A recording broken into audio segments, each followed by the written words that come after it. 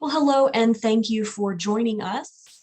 The Southeast Mental Health Technology Transfer Center is pleased to present today's webinar event, addressing immigrant culture, language, diversity, and inclusion, a strategy to provide access and eliminate health disparities in mental health. My name is Emily Moore, and joining me in moderating today's event is Dr. Benjamin Dress, Director of the Southeast Mental Health Technology Transfer Center.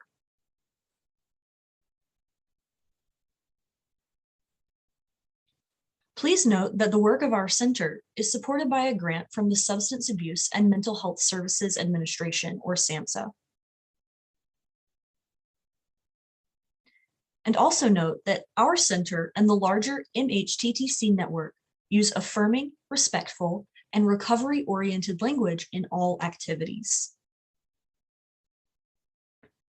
The Southeast Mental Health Technology Transfer Center is proud to serve the 8 states in HHS Region 4.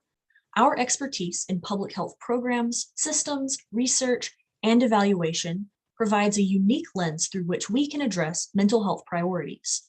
We encourage you to visit the Southeast MHTTC website, mhttcnetwork.org/southeast, to learn more about our center and upcoming events.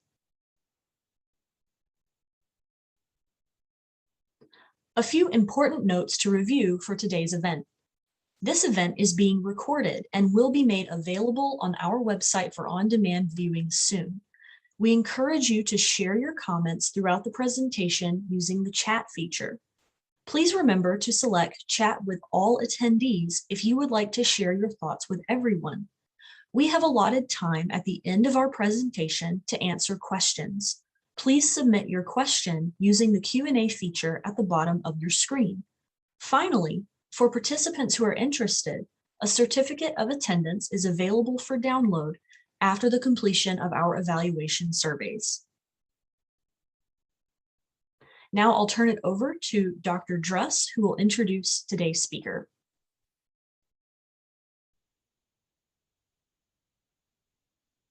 Thanks so much, Emily. So I'm absolutely delighted today to have the opportunity to introduce Dr. Pierluigi Mancini, a longtime colleague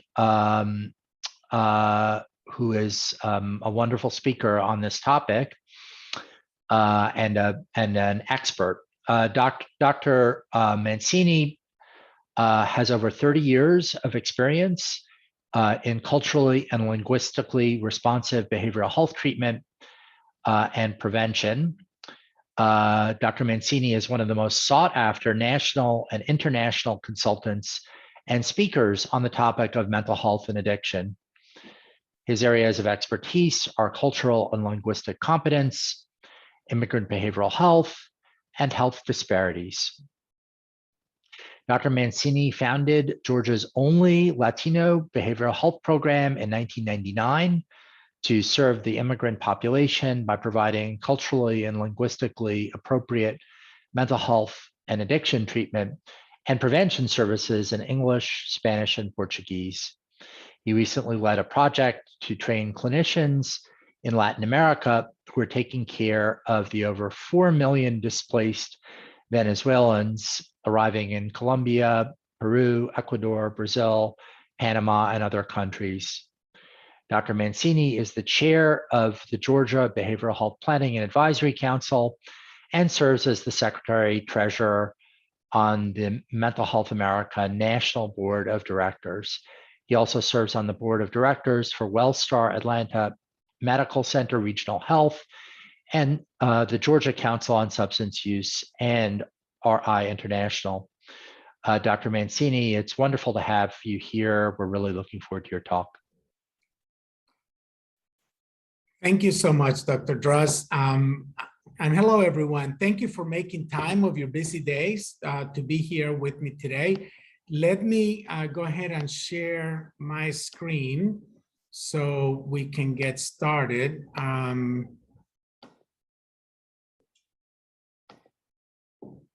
Okay, So today's topic is addressing immigrant culture, language diversity and inclusion. And I wanted to view that as a strategy to provide access and eliminate health disparities in mental health. I've been doing this for about 30 years, and the last 20, I have focused exclusively on immigrant and behavioral health and health disparities. And one of the biggest areas that I focus on is the language. So let me start with this wonderful quote attributed to Nelson Mandela. If you talk to a man in a language he understands, that goes to his head. But if you talk to him in his language, that goes to his heart. And I think that for us to be able to eliminate health disparities, we have to reach our individual clients at the heart level. We're not going to be able to do it if all we worry about is, can they hear us up here? The objectives for today, I want to make sure that we review and define the immigrant population. I want to talk about some of the terminology, so make sure we're all in the same area. We'll talk a little bit about immigrant trauma and analyze some potential solutions. Let me start by defining what is an immigrant. So basically, an immigrant is someone that immigrates, a person that comes to another country to take up permanent residency. And it is different because we use different terminologies. For example, we use refugee. And a refugee is a person outside of his or her country of nationality that has well-founded fear of persecution because of his or her race. For many years, the United States has been a refugee resettlement place. And it is a long journey. Sometimes as much as 5 years, refugees have to wait in another country while they get medically cleared and get examined before they actually can come here. And then we have people that seek asylum. Now, this is also individuals that are having some type of fear or persecution, and usually it's because of political reasons. And we also have those that are coming in. So today in the United States, the previous administration had very low numbers. They had lowered the numbers of refugees, but now those numbers are coming back up. And we have increasing number of individuals that are coming in, seeking asylum, seeking refugee status, and just immigrating in general, because this country founded by immigrants continues to have the drive of individuals that are wanting to come in. And I want to do a little bit on the unaccompanied children. So this is a lot of the stories that you're hearing in the border, in kids as early as months old who are going through a situation where they may not be able to recover emotionally unless we do something. And we need to make sure that we provide those services in a cultural and linguistically responsive manner. And finally, I want to define a little bit about an individual with limited English proficiency. So this is a person that is not fluent in the English language, often because it's not their native language. I want you to remember fluency means 4 things: to read, write, speak, and comprehend. And you need to have all 4 of those in order to receive behavioral health services in a language that is not your own. The US Census counted 328,239,523 individuals living in the United States. 44,932,901 were considered foreign-born individuals, individuals living in the United States who were born somewhere else. Of those, the majority are coming from Latin America, followed by those coming from Asia, primarily India and China. It is estimated that by 2050, those coming from Asia are going to surpass those coming from Latin America. And of the foreign-born population that we have in the United States, 46.8% of them report they speak English less than very well, which meets the definition of limited English proficiency. That is about 23 million people living in the United States that have very little or no access to behavioral health services due to language barriers. Now, let's discuss some terminology, because culturally responsive behavioral health systems, those that provide culturally and linguistically responsive services, have the potential to reduce racial and ethnic health disparities. But we have to make sure that we're all speaking the same terminology, that it means the same thing to us. So when a client does not understand what the providers are telling them, and the providers either don't speak their client's language or are insensitive to cultural differences, the quality of health and healthcare is compromised. So let's look at some of the root of this. First, there is the definition of health disparity and language. How health disparity and health equity are defined affects how a policy is conceptualized. So if we're going to be working on projects and items that hopefully will move the needle in a positive way, we need to make sure that people understand what we mean by this. So differences in the incidence, mortality, and burden of disease and other adverse health conditions that exist among special population groups in the United States. There are differences in health that are not only unnecessary and avoidable, but in addition are considered unfair and unjust. When you define health, you define it as a state of complete physical, mental, and social well-being, and not just the absence of disease and infirmity. And in a way that conflicts with many immigrants that view health as the absence of pain, as the absence of infirmity. And often for behavioral health issues, you don't have that physical pain. So they deny that there may be a problem. And then I want to make sure that we understand what equity is. So equity means fairness. When resources are distributed evenly. So in the picture on the screen, everyone gets what they need. When you talk about equality, which is often confused with equity, equality means everyone gets the same thing. In this example, all three of them would get one box.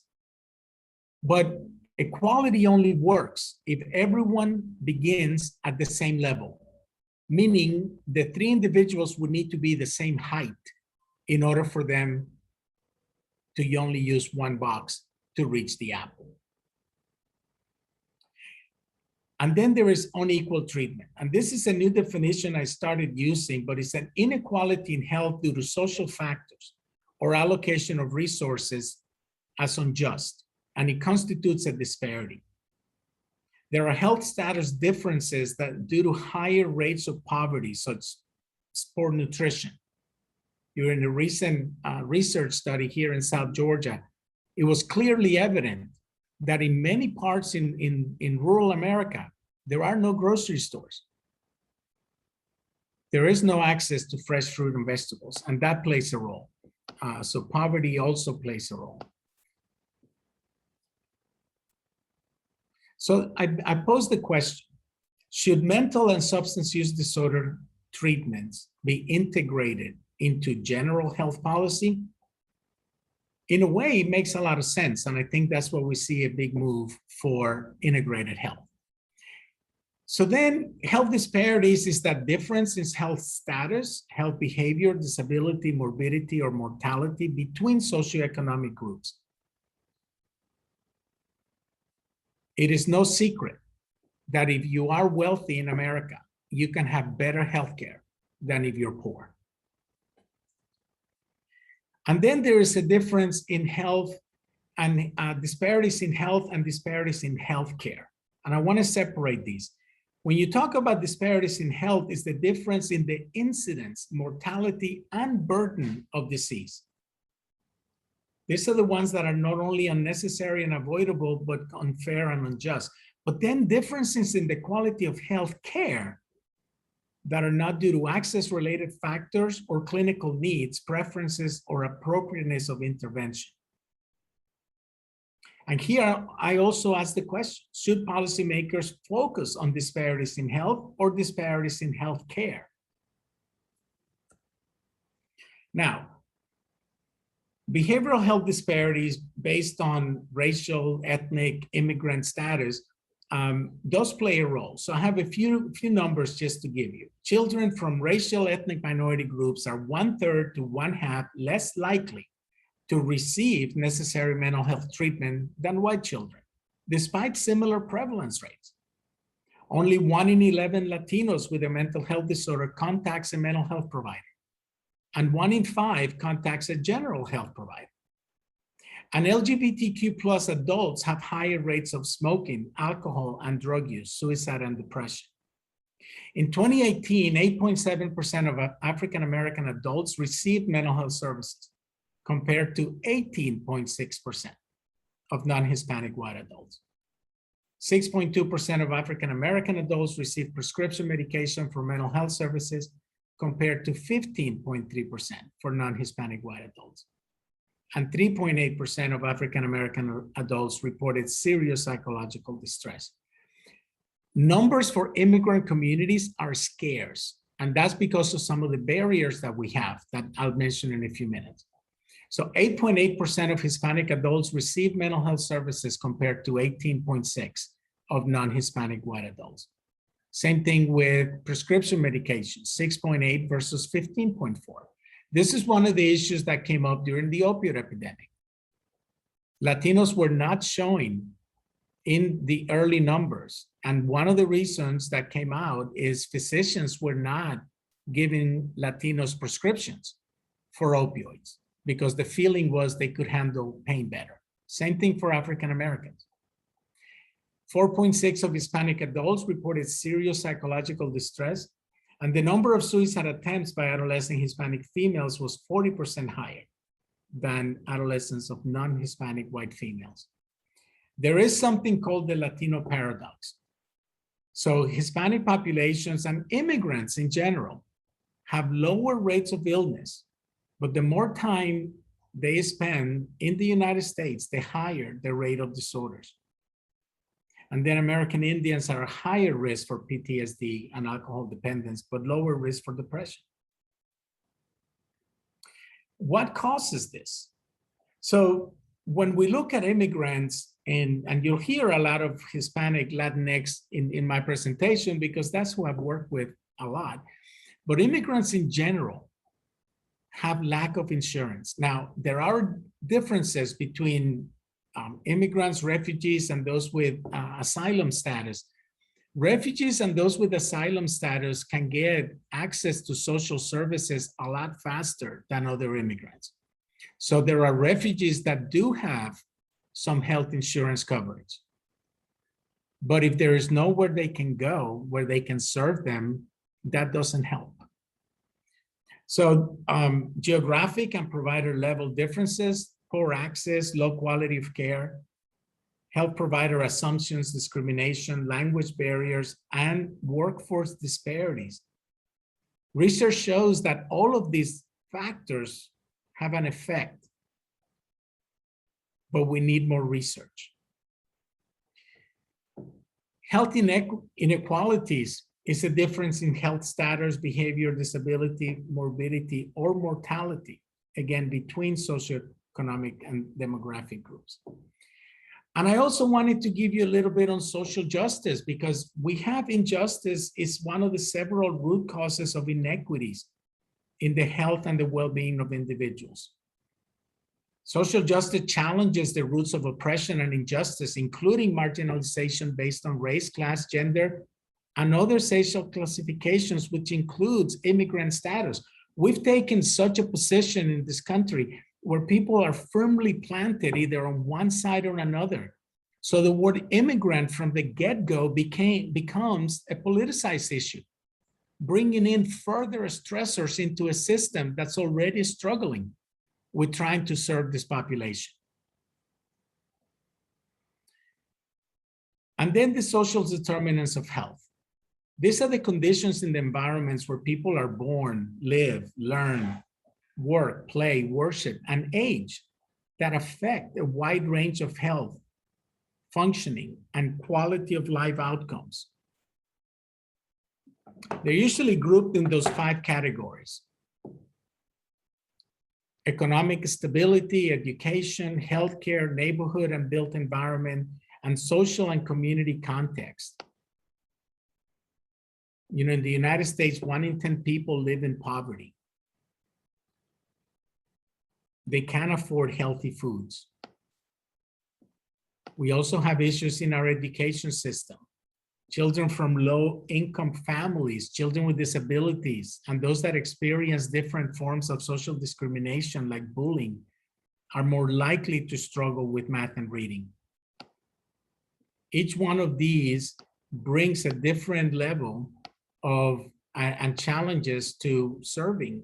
When it comes to healthcare, 1 in 10 people in the United States don't have health insurance, or they're way underinsured.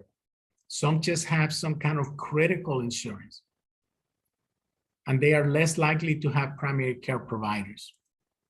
But I wanted to also highlight there are social determinants of immigrant mental health. And these are pretty close to the ones I just showed. They talk about poverty, food, housing insecurity, lack of educational attainment. We have many immigrant kids that end up dropping out either junior or senior year of high school. And many of the reasons are because of that discrimination I mentioned earlier, or because if they needed some help, they were not treated, they were punished. And then there's also stressors from families that say maybe they need to come help and get a job so they can help financially, which is again part of that struggle from immigrants, that some don't understand that education is the way out of poverty. And education, if you invest in it now, in a few years, you will have a bigger reward. But that can be sometimes difficult to pass on. When it comes to housing, not only a roof over your head, but there are homes that don't have heating. And that presents other problems for those communities. So immigrants and other minorities also suffer from untreated trauma, intergenerational trauma, and systemic trauma. Behavioral health is a quality of life issue. You know, without those coping mechanisms, individuals are forced to have a very difficult life. Immigrant access to quality healthcare is often impeded by a variety of linguistic, socioeconomic, and even environmental obstacles. Some figures from the National Healthcare Disparities Report indicated that white clients receive better quality of care than 53% of Hispanic, 43% of African American, 38% of American Indian, Alaska Natives, and 22% of Asian and Pacific Islanders. The report was updated 5 years later, and it showed no changes in disparities in 30 of the 41 quality core outcomes for Hispanics, 40 of 47 measures for African Americans, 13 of 19 measures for Asians, and 15 of 22 measures for American Indian or Alaska Natives. As I mentioned, for the past 20 years, I've been working with immigrants, and there are some specific barriers that immigrants face, regardless of their immigration status, which has also created difficulties, again, because of the polarization we have with just the word immigrant.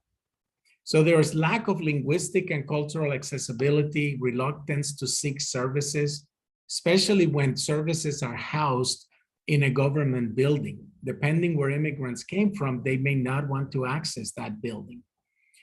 Families are overwhelmed by their own migration experience. You know, people coming into the United States in many different ways. You can come, in first class on an airplane, or, you can walk here, or you can come in very difficult conditions. When they're not aware of the services that are available, or if there are services close to them, but they can't access them, there are limited referral networks or lack of health insurance. There are additional barriers primarily for immigrant populations, including refugees and seeking asylums like the ones in the screen: migration stress, acculturative stress, and traumatic stress. If these are not addressed, then we're going to be contributing to the stabilizing aspects in those families. Families tend to become residentially segregated and affected by shortfalls in educational attainment.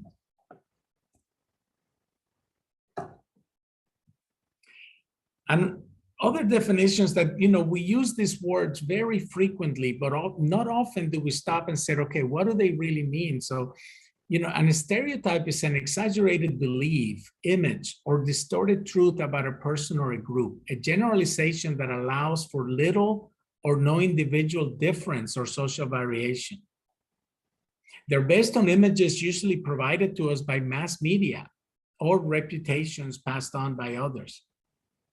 Now, the problem with the stereotypes, they can be positive or negative, but the negative ones in a stereotype continues to prevail even after evidence of the total opposite is presented.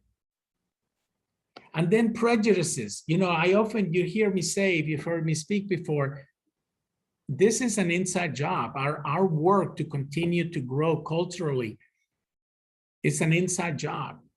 And we all have prejudices. And these are, often accompanied by lack of knowledge, fear, or hatred. And they're formed by, complex psychological process that begins with attachment to a close circle or acquaintances called an in-group.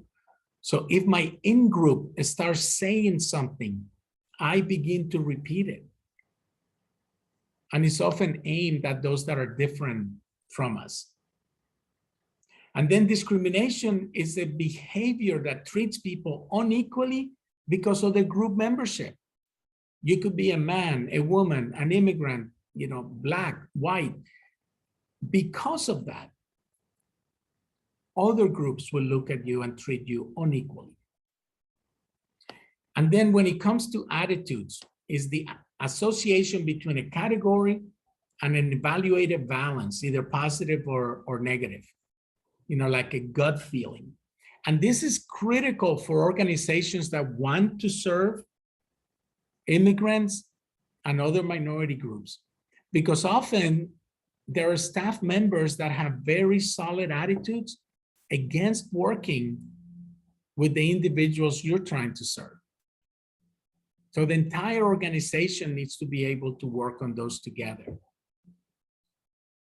So how trauma, racism, and bias can manifest itself can be demonstrated through an example using the current opioid epidemic. So most media reports and the subsequent public health approaches focused on whites, the middle class, and suburban communities for many of the years during the epidemic. But the communities of colors have been dealing with opioid and other drug crises going back for decades. This is not the first opioid epidemic in the United States. Now, the current opioid epidemic, for the first time, affected Black and brown individuals in the 70s and 80s. They lost their lives because of opioids. But we didn't have the same response that we had now, even though we have had naloxone since the late 60s. But as soon as that demographic crossed, we saw a much faster response and the immediate availability of naloxone for non-health professionals. Now, a few minutes about barriers. So for most minority groups and immigrants, discussion of cultural dynamics in behavioral health cannot take place without consideration in the ways which culture intersects with issues of poverty and equity, including access to and utilization of care, individual and institutional racism, and a lack of cultural responsiveness on the part of providers and programs. Some system-wide barriers to care also need special consideration with most minority populations because the issues are heightened by the cultural dynamic. According to the National Alliance on Mental Illness, NAMI, the following barriers prevent racial and ethnic minorities from receiving appropriate care. So the services may not be available where I live, or if they are available, they're not available to me. because of culture or language. There may be transportation issues. There may be scheduling issues. Some programs close at 5 p.m. and many immigrants and minority groups cannot come during the workday. There is this belief that treatment does not work. Now this one, to be fair, it's kind of a general problem because we need more people to speak up and demonstrate that treatment works. And we've seen a huge movement the last few years with people in recovery identifying themselves as such. We need to continue that so people can witness that, yes, people do recover. There is stigma, no different than the United States. We have stigma in other parts of the world. Now, the system is a little more complex. Every state is different. For example, I'm doing a research project right now, and I realized, I found out that states that accepted the Medicaid expansion have a better ability to bill and get paid for linguistic access, which states that did not expand Medicaid don't have access to. So some states, the system has better tools than others. Now, racism, bias, and discrimination in treatment settings also presents a problem. Language barriers, including American Sign Language. That continues to be a problem. Now, with 50% of the foreign-born coming from Latin America, most of them speak Spanish, a small portion speaks Portuguese. But when you look at the Asian community, we have multiple languages and we don't have access. That infrastructure does not exist. And then the availability of health insurance, which means that individuals that need treatment, if they don't have insurance, they may not be able to afford it. There was a recent study by Dr. Aguilar Gagiola out of California, UC Davis. 94% of Hispanics that had been diagnosed with a dual diagnosis did not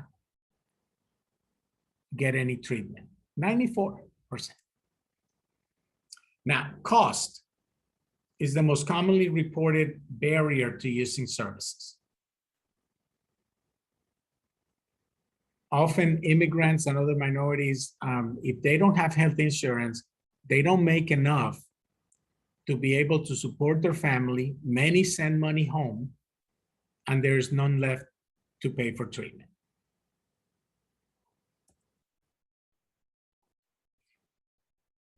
A few barriers specifically. When I talk about workforce, I want to make sure that we talk about the entire spectrum. So culturally competent behavioral health systems have the potential to reduce racial and ethnic health disparities. In order for us to do that, we have to look at the entire workforce, from the highest degree behavioral health positions, psychiatrists, psychologists, licensed therapists, to certified peers, and even volunteers. We have an issue that we have a lack of bilingual, bicultural peers, providers in general, lack of language appropriate community information. You know, last year when COVID broke out, here in Georgia, there was a breakout among the poultry workers in Gainesville. And immediately public health started blaming the workers, saying they did not take care of themselves, they did not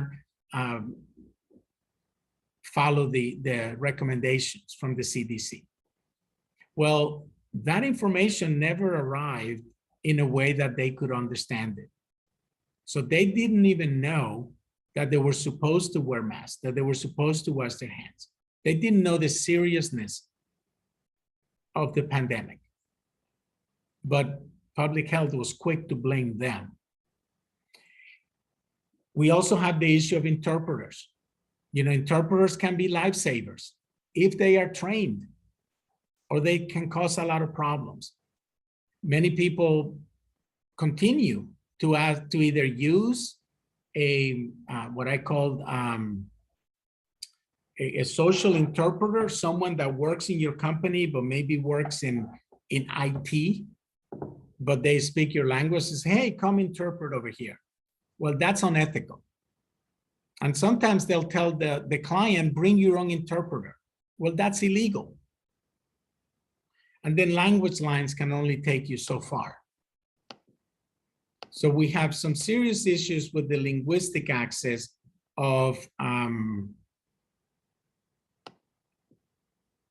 providing the services. Now,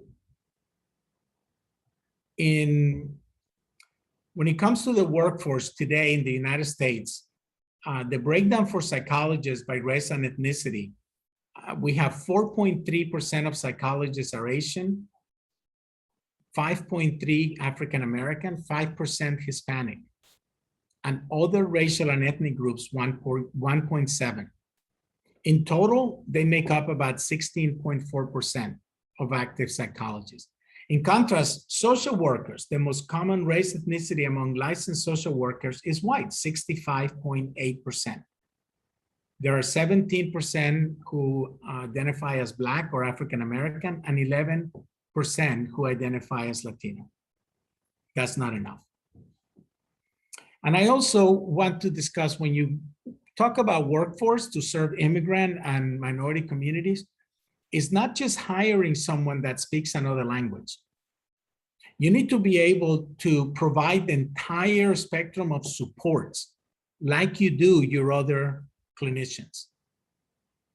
So, many of you know that I founded SETPA back in '99. We grew very fast. We were able to develop our own workforce, over 40 bilingual clinicians that we had and we supported until they reached their full license status. But when they needed bilingual supervision, we couldn't find bilingual supervisors. So we also had to create those.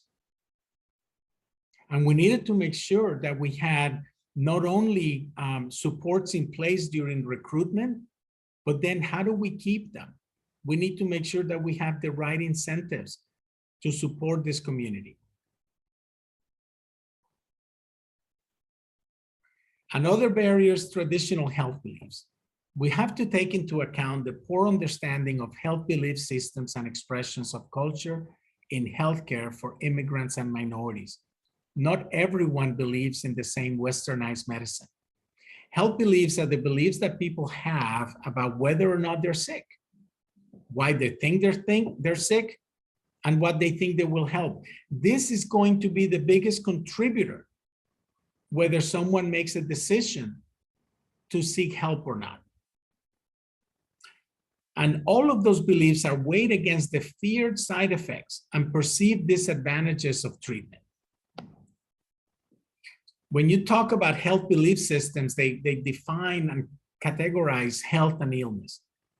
Some individuals that may come to a behavioral health facility may have a different explanation of why they're sick. Unless members in that facility can understand that, it's going to lead to misunderstanding and misdiagnosis. Some of the things that traditional health beliefs for ethnic minorities and other immigrants include, they view health as the absence of pain. They have an external locus of control. If you have a mental illness, then the belief is, I must have done something and God is punishing me. There may be this, I can't control it. It is what it is. There's also the belief of natural and supernatural illnesses. And we have many that use herbal remedies to be able to take care of their ailments. There is kind of a cost-benefit analysis that immigrants and other minorities make whenever they are told or they begin to identify that there may be a problem. And when we're presented with westernized solutions, there is a cost-benefit analysis, especially in smaller communities. Because if individuals see you going into the local mental health clinic, that can cause a lot of problems for you and your family because of the stigma and the misunderstanding. So each factor is individually weighed to others before a final decision is made. Which is why it's important for providers to not only focus on the linguistic access, on speaking the language of the client, but understanding where they came from, because that's going to buy a lot of goodwill as to whether that individual is going to follow the recommendations the doctor is making. And we have to understand how culture affects interventions. And we have to utilize evidence-based practices that are proven to work in our community. Now, some of you also know I used to be the director of the National Hispanic Latino ATTC and PTTC. And one of the greatest accomplishments was I led a group of researchers.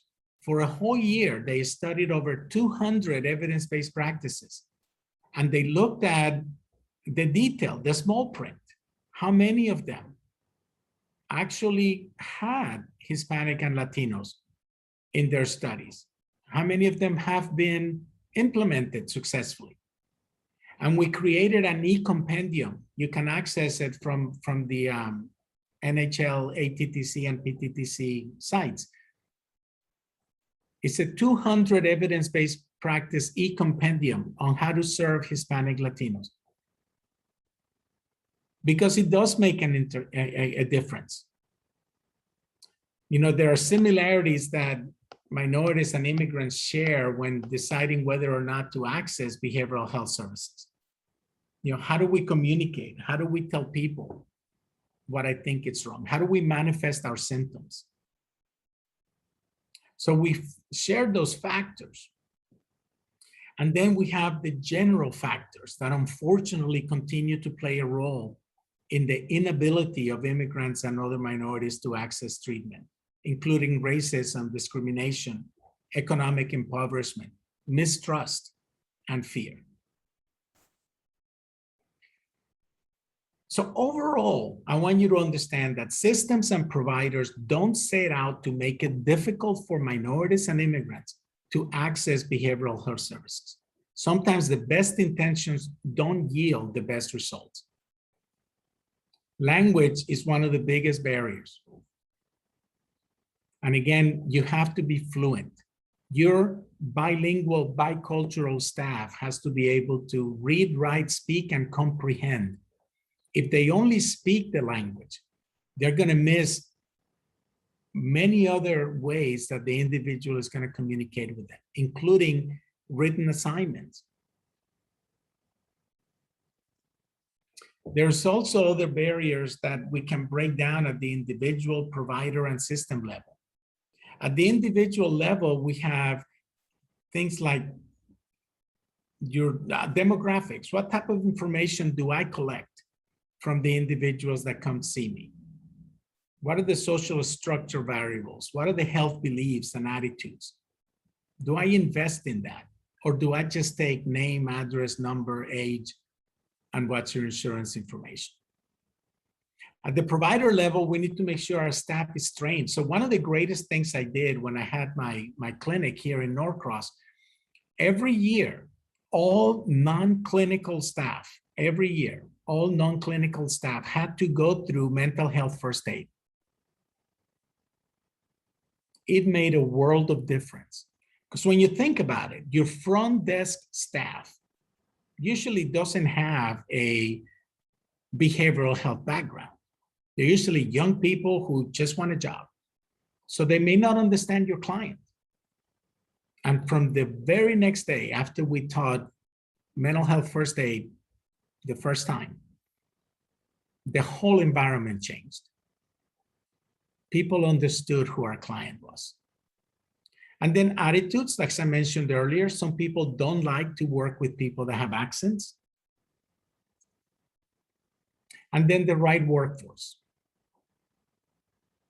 You know, it's sad, but there are many, many programs that report that they do provide services in other languages. And when I called to find out, they didn't. They just knew a bilingual therapist. So if someone ever showed up, they would call that therapist. Well, that's not right. We need the full infrastructure. And then the system level, at the organization of the whole healthcare system. And for that, we need to make sure we have the political will at the highest levels to make sure that the system can make the changes that it needs to make. Utilization rates are dismal. You know, for inpatient services, you see is the red line. You see the discrepancies. Any mental health service is the darkest line. And you see the difference of who gets the most access and who gets the least access. Now, a few minutes just to talk about solutions. There are many things we can do individually, as a provider, and as a state system. We need to have our voice. After you hear something like this presentation or others that are similar, that fill you in, they educate you, they give you concrete information from which to act, then I say it becomes your responsibility, your obligation to take this information to other levels that you may have influence over. In many of those meetings, you may be the only person that has that information. And we need to make sure that we provide that information so we can have access.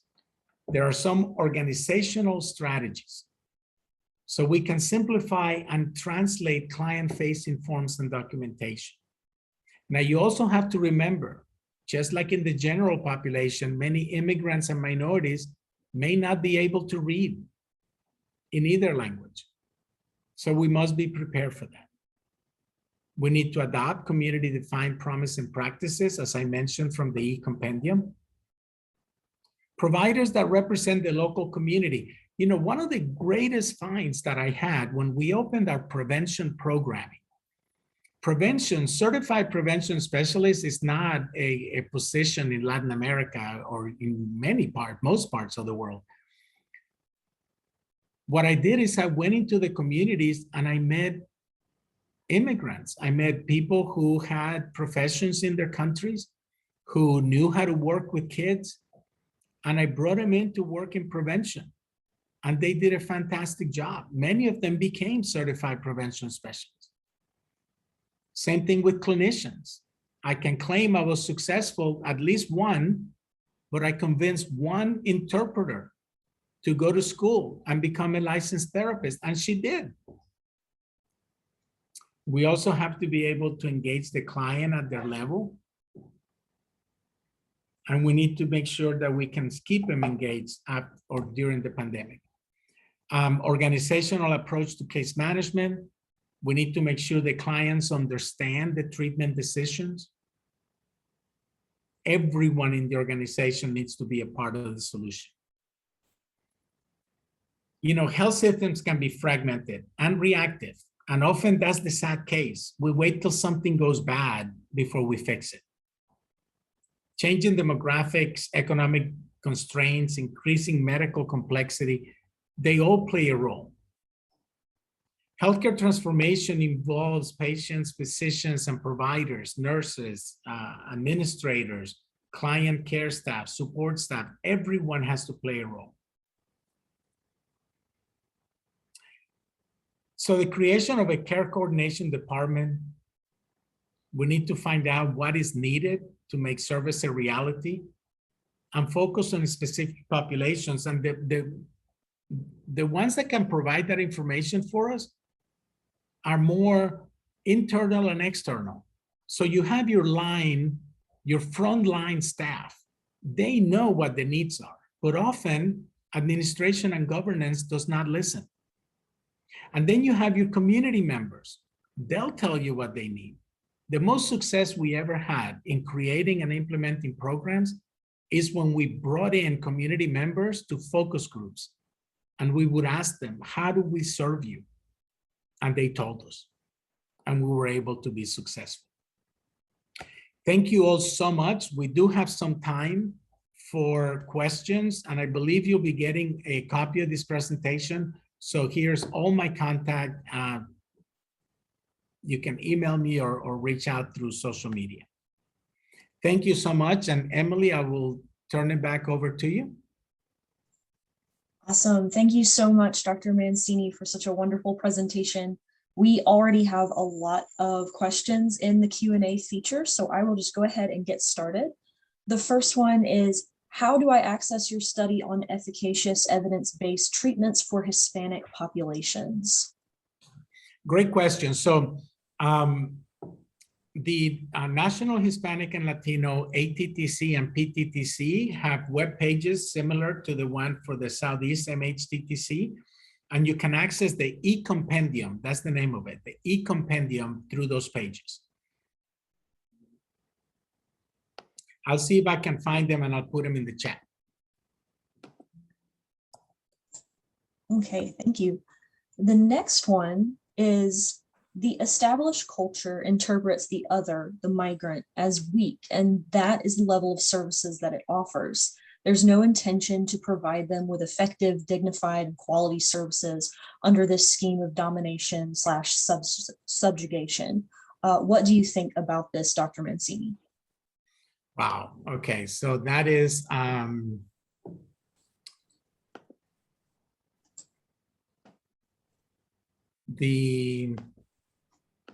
I wish you would have left it up there. I wanted to read it. It was a long question. Can you repeat that? Do you still have it handy? I don't. Okay. Well, you know, I remember the beginning of the question when the two different systems, and you know, the one thing I can tell you, immigrants and other minorities want help.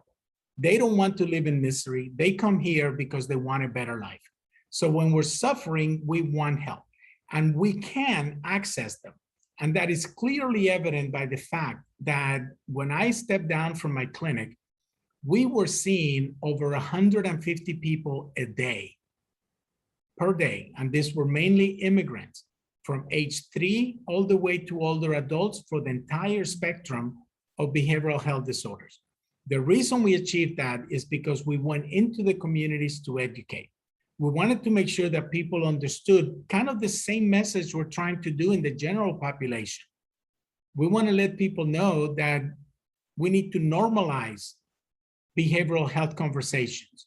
It should be okay for me to share with you that I'm depressed in the same level and to have the same understanding. If I share with you that I broke my arm, they should be equal. So communities of color, minorities and immigrants want to be able to get help. Sometimes, and I don't know if this is what the question was asking, but sometimes they do, or they are viewed as being weak if they go into a counseling center, or if they admit that they have a mental health condition, or if they admit that they have a substance use disorder. And that keeps a lot of people from coming in. But the more we continue to normalize, we're able to help people understand, and then they'll see it because they'll witness themselves getting better. Thanks. Thank you so much for that answer, Dr. Mancini. Sorry that disappeared. Our next question is, when we have clients who are non-English speaking and speak a very specific dialect, thinking of various dialects of Arabic, how do we best talk with them about their specific language needs? Excellent question. And you know, on Thursday, I think I'm going to be in front of a special legislative committee to talk about exactly this. I have several recommendations, right? Many states, including Georgia.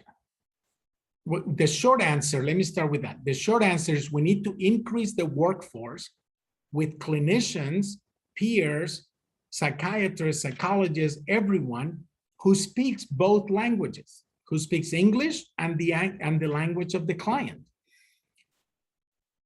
And the barriers for that, many states, including Georgia, have very high limitations on individuals who come from other countries, who may be very good clinicians, and in their country, they were fully vetted, educated, certified.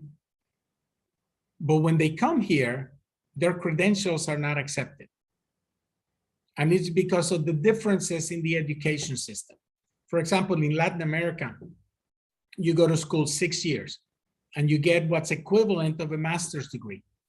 But when you get that assessed for the United States, they give you a bachelor's degree. So they want you to go back to school and get another master's degree. In some countries, there is no internship requirement. But when you fill out an application for your license, they want to know where you did your internship. And if you can't fill that out, your application doesn't move forward.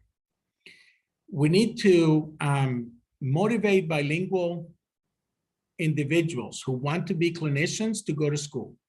And for that, I think that we should implement loan forgiveness like we do for other professions. If you are bilingual, bicultural, and you graduate and you get your license and you're going to be helping people who speak other languages, then you should qualify for loan forgiveness, just like if you worked in a health professional shortage area, which it is, because we don't have the clinicians that speak other languages. I also think that universities need to make an effort to provide maybe even better tuition for those individuals. Now, I also have an unsolicited proposal that I sent to the state office and to the governor's office. I do believe the Department of Behavioral Health needs to open a culturally and linguistically responsive office or division. And this office or division will be charged as one of their things to help develop this bilingual, bicultural workforce. Thank you. Thank you so much, Dr. Mancini. That looks to be all of the questions that we had in our Q&A, which leaves us with just enough time to complete the evaluation portion. Dr. Mancini, did you have any additional or closing comments or remarks before I go to the evaluation? Thank you, Emily. Thank you, Dr. Droz. It's been a real honor and a pleasure to be with you all today. If I can help in any other way, please let me know. But remember, this is something that is doable. We can overcome this. We can provide proper culturally and linguistically responsive services, but it's going to take all of us to be able to do that. Thank you so much. Thank you so much, Dr. Mancini, for your presentation. Thank you so much for answering our questions. That's all the time that we have for today. The Southeast MHTTC would like to thank you for your participation in today's webinar. We value your feedback and invite you to evaluate our event. Please complete the brief SAMHSA required survey by visiting the link presented to you on your screen. Completion of this survey will provide information to SAMHSA and assist us in planning future events. Afterwards, you will be automatically redirected to additional questions from the Southeast MHTTC regarding the impact of this event on your knowledge and skills. There you will have the opportunity to download a certificate of attendance for your records. Please allow about 5 to 10 seconds for your browser to redirect you. Again, our center appreciates your participation and feedback. We hope you will join us for future events. Please visit our website to learn more. Dr. Mancini, we so appreciate you spending time with us today. This will conclude today's presentation. Thank you so much, everyone.